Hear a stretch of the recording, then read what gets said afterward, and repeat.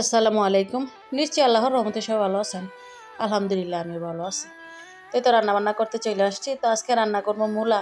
আর মূলা দেখলে তো ঘরে মনে হয় যে পোলাপাইন ডরায় আর কি। তো জানি না ওরা এমন করে কি, আসলে ছোটোবেলায় কিন্তু আমরা এরকম করতাম। তবে এখন মনে হচ্ছে মূলা তরকারি অনেক ভালো লাগে।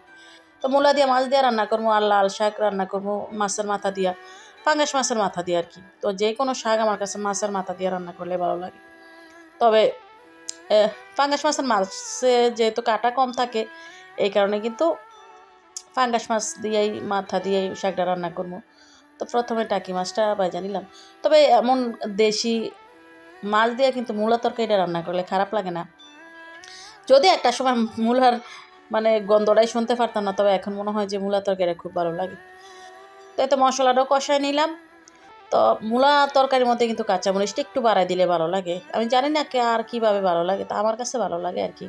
তবে এখন কিন্তু আমাদের দেশি যে মূলাগুলা ওগুলা বা খাইতে বেশি ভালো লাগে। তা মূলার সাথে 2টা টমেটো দিয়ে দিলাম।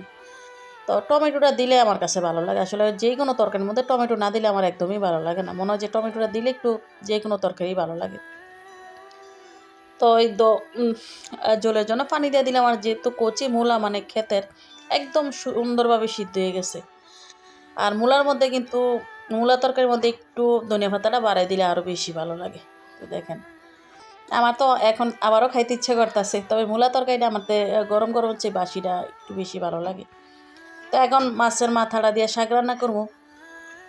তো পাঙ্গাস মাছের মাথা একটু কাটা কম থাকে, এই কারণে পাঙ্গাস মাছ দিয়ে কিন্তু শাকটা রান্না করতে ভালো লাগে। তো মাথাটা অনেক বড় মাছের মাথা ছিল, তো ছোটো ছোটো করে কাইটা নিলাম। কাইটা তারপরে ভালোভাবে মশলাটা প্রথমে মাছটা কষাই নিলাম। না কষা নিলে কিন্তু ভালো লাগে না। আর লাল শাকের সাথে মূলা শাক দিয়েছিলাম। মূলা শাকগুলো একদম কচি ছিল, তো মূলার যে দেড়াগুলা ফালাই দিয়া তারপরে আমি শুধু শাকটা নিছিলাম আর কি। তো একটু জোল জোল রাখবো, যেহেতু মাছের মাথা দিয়ে রান্না করছি। তো এই তো দেখেন রান্না বান্না শেষ। তারপরে দেখলাম যে আমার বোন পিঠা পাঠাইছে। তো এখানে বাফা পিঠা, গুল্লি পিঠা, আর একটা হচ্ছে কুলি পিঠার মতো আর কি। ওইটা তো এটা বাফে বানাইছে আর কি, ভিতরে নারকেলের ফুল দিয়া। আর এটা হচ্ছে সন্ধ্যাবেলার ভিডিও। সন্ধ্যাবেলা আমার বাইরের বউ আর আমার আমার বাইরের শালি আসছে। তো তাদের জন্য যে দোকান থেকে নাস্তা নিতে আসছি। তো আসলে দোকানটা একদমই কাছে, আমাদের বাড়ির কাছে। তো এখান থেকে গরম গরম পিঠা, তারপরে পেঁয়াজু আর পাকড়ও বিক্রি করে। তো রাস্তা থেকে নিলাম আর কি। আসলে এই পাশে দোকান থাকলে কিন্তু সুবিধা হয়। এগুলো বানাইতে কিন্তু অনেক ঝামেলা লাগতো। তবে আমার মনে হয় যে জটফট কিনা খাওয়াই ভালো। তো এই তো আমার বাইরের ছেলে বলতেছে তোমাকে বাড়িতে আর আসবো না, আমি বলতেছি একটু ভিডিও করে নিই, তারপরে তুমি খাইও।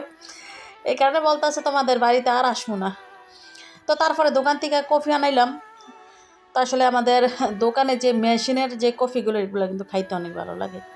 তো যখন ইচ্ছা করে তখন কিন্তু ফোন করে বইলা দিলি এই যে বোতল দিয়া পাঠা দেয় আর কি। যেহেতু দোকানতে বাচ্চাদের পোলাপাইনতে আনাই, যদি এমনি অন্য কিছুতে পাঠায় হয়তো বা গরম ওরা ফালাইয়া হয়তো বা শরীর ফুইডা লাগতে পারে, এই কারণে সবসময় বোতল দানা হয় আর কি।